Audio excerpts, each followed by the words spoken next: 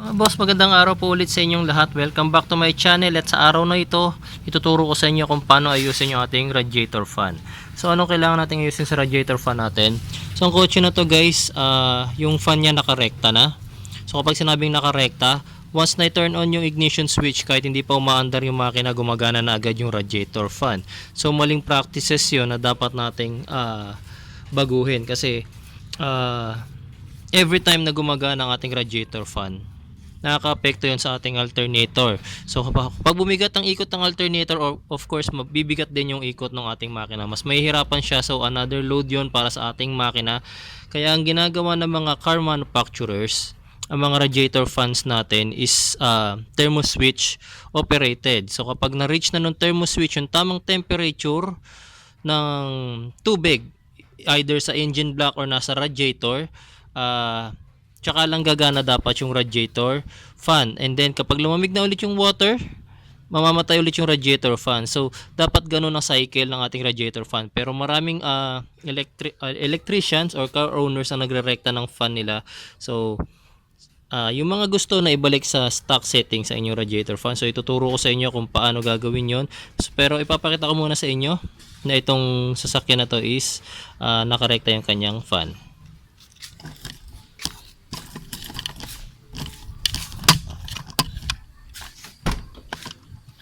Ayan. So, as of now, ito-turn on ko lang yung ignition switch ko pero hindi ko na i-on yung makina. Ayan. So, makikita nyo napakalamig pa ng ating temperature as in nasa 0 level pa nga siya. Pero ayan, maririnig nyo yung radiator fan natin gumagana na.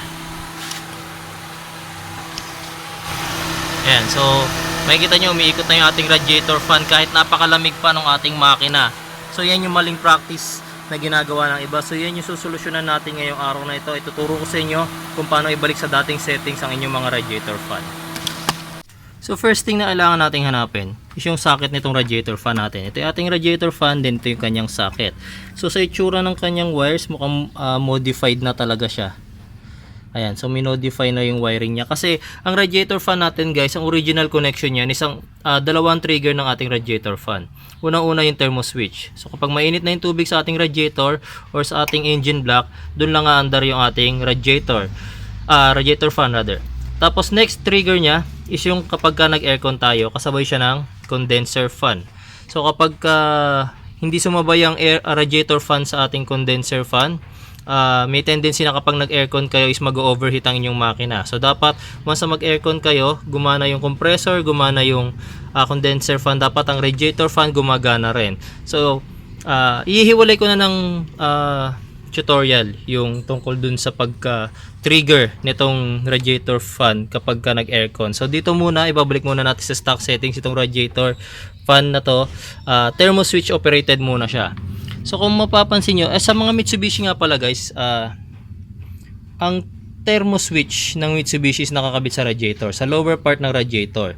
So kung Toyota man na sasakyan nyo, nasa block ng makina yon, so doon nyo titignan kung saan doon yung thermo switch. Pero dito sa Mitsubishi, ito yung original na connection nya.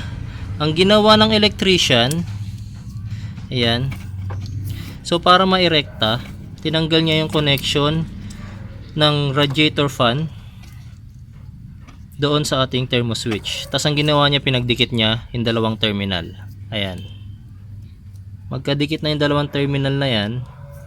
Kaya every time na i-on pa lang yung ignition switch, umaandar na agad yung radiator fan na yan. So magkadikit yan kanina. So ipapakita ko lang sa inyo na ganun yung ginagawa nila para mairekta yung fan. Turn on ko lang ulit yung ignition switch natin.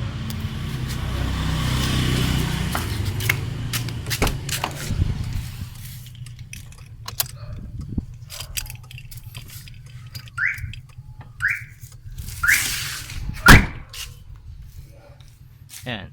So naka-turn on yung ignition switch natin pero hindi pa gumagana yung ating radiator fan.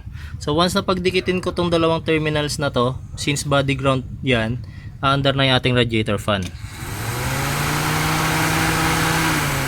Ayan. Mapapansin nyo, just by simply pag short or pagdidikitin itong dalawang terminals na to, gumagana na yung ating radiator fan. Yan. So ganyan yung ginagawa nila sa pagrerekta ng radiator fan ng Mitsubishi. Sa Toyota naman, hinuhugot lang naman yung socket sa mismong thermo switch, tapos gagana na kaagad yung radiator fan. So wala lang ako ngayon Toyota, kaya hindi ko may pakita sa inyo yung sample. Pero ipapakita ko sa inyo ngayon kung ano itsura ng thermo switch na tinutukoy ko.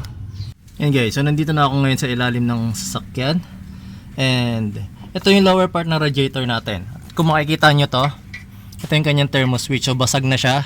So probably kaya nakarekta yung radiator fan ng kotse na to is dahil sira na itong thermo switch. Pero before ako mag-conclude na palitan yan, I will advise na ma-test muna yan. Paandarin natin, ibabalik natin yung connection ng radiator fan dito sa thermo switch. Tapos paandarin natin yung makina. Once na ma-reach nyo yung temperature, titignan natin kung matitrigger ngayon yung radiator fan. So para kung sakasakali mang sira na ang thermo switch na yan, napakasimple lang gagawin dyan. Tatanggalin lang naman tong thermo switch na to, hugutin, then dadalhin sa auto supply para makabili ng panibagong replacement thermo switch. Pero may advice ko, original part ang bibilhin ninyo, wag yung replacement lang, para to make sure na tama yung temperature nung thermo switch. Yan. So ito, kukonekta ko lang muna sila ulit sa dati nilang connection. Hindi ko na muna sila babalutin ng electrical tape. Tingnan natin kung gumagana pa ng maayos ang thermo switch na to. Then kung hindi na siya gumagana, tatanggalin ko na yan at papalitan ko na siya ng bago. Kaya mga boss, so umaandar na yung ating makina.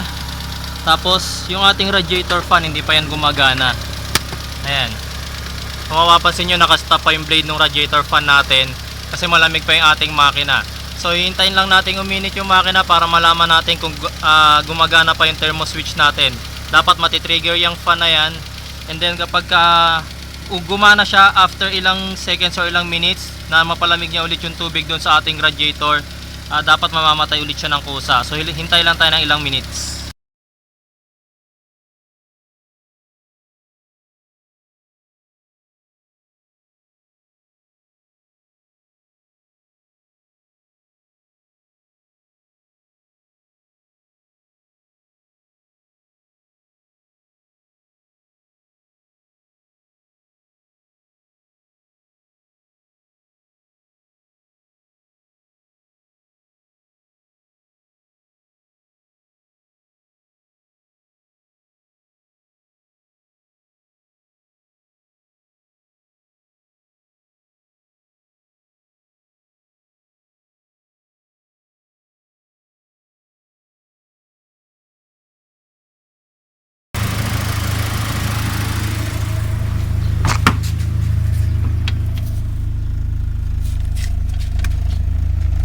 So wala pa siya sa normal operating temperature, kaya hindi pa gumagana yung ating rad fan.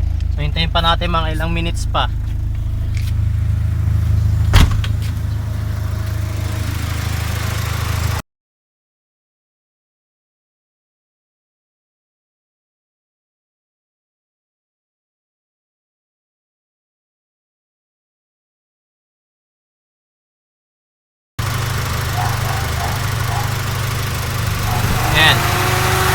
Ayan guys, so nakita nyo umiikot na yung ating radiator fan.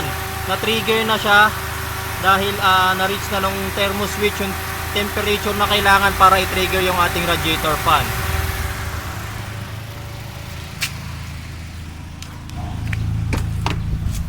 Ayan. So nasa kalahati na siya. So nag-normal operating temperature yung ating makina. Na-trigger ngayon yung ating radiator fan.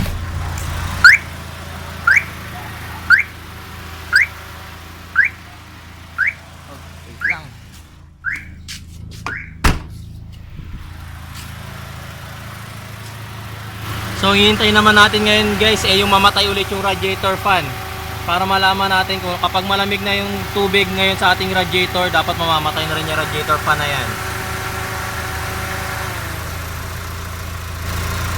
Ayan, so namatay na ulit siya.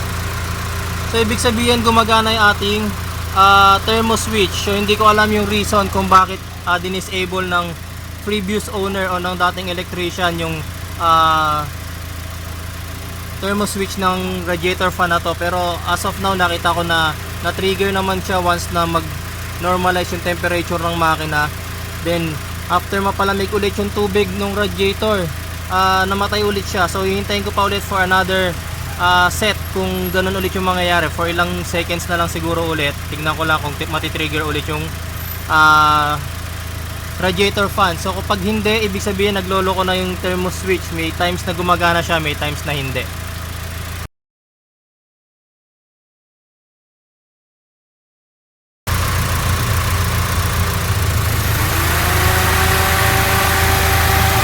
Okay guys, for the second time na-trigger ulit yung ating radiator fan.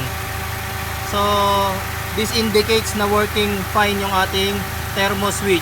Mga boss, kung sakasakali naman na sa pag-test nyo ng thermo switch is sira na talaga siya, so the only option is palitan ng thermo switch. So kahit na working itong thermo switch ko, ipapakita ko sa inyo kung paano yan tanggalin. Gamit lang kayo ng precise na wrench. So dito sa thermo switch na to, size 22 wrench ang kasya dyan. So iba-iba rin ang sizes ng mga hex drive ng mga thermo switch guys ha. So kung wala kayong specific na wrench, pwede kayong gumamit ng Liabe Katala. Pero since dito meron ng mga 22, ayan. So pipihitin ko lang yung counterclockwise para matanggal. Tapos pag nagpalit ng thermo switch guys, kailangan malamig na malamig yung makina. Tapos expect nyo na pag natanggal nyo na yung thermo switch, tutulo yung tubig and then yung coolant.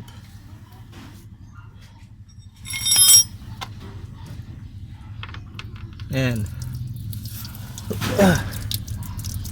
Guys, so ito na yung pinaka-specific na thermo switch nitong Mitsubishi Galant na to.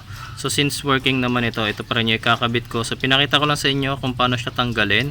Tapos sa pag-i-install guys, kung mapapansin nyo, naglagay ng silicone yung dating nag-install nito. So may advice ko, pwede nyo rin naman yan lagyan ng silicone or gasket maker to assure na hindi magkakaroon ng leak dun sa ating radiator. Kasi importante na hindi magkaroon ng leak yan dahil baka maging cause yun na pag-overheat pag naubusan ng tubig. So lagyan nyo lang din ng silicone, wala namang masama kung lalagyan nyo siya ng gasket. Although meron na kasamang goma yan, sira na rin kasi yung goma niya talaga, kaya nilagyan nila ng silicone.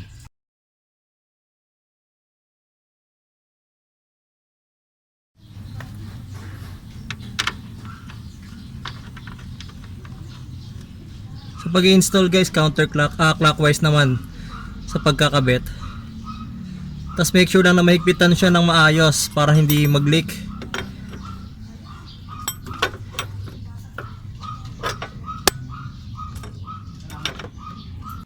Guys, so may advice ko sa inyo, once na paganahin nyo na ulit yung thermo switch ng inyong sasakyan, tapos for example hindi kayo nagpalit ng thermo switch na pinagana nyo lang ulit or sinaksak nyo lang ulit yung connection ng radiator fan doon sa thermo switch, monitor nyo siyang maigi guys ha.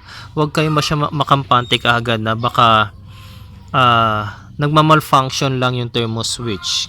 Kumbaga minsan gumagana siya, so minsan hindi rin. So pinakamagandang monitor nyo pa rin siya ng maigi. Make sure na talagang always talaga siyang gumagana, hindi pwede yung paminsan-minsan lang, okay?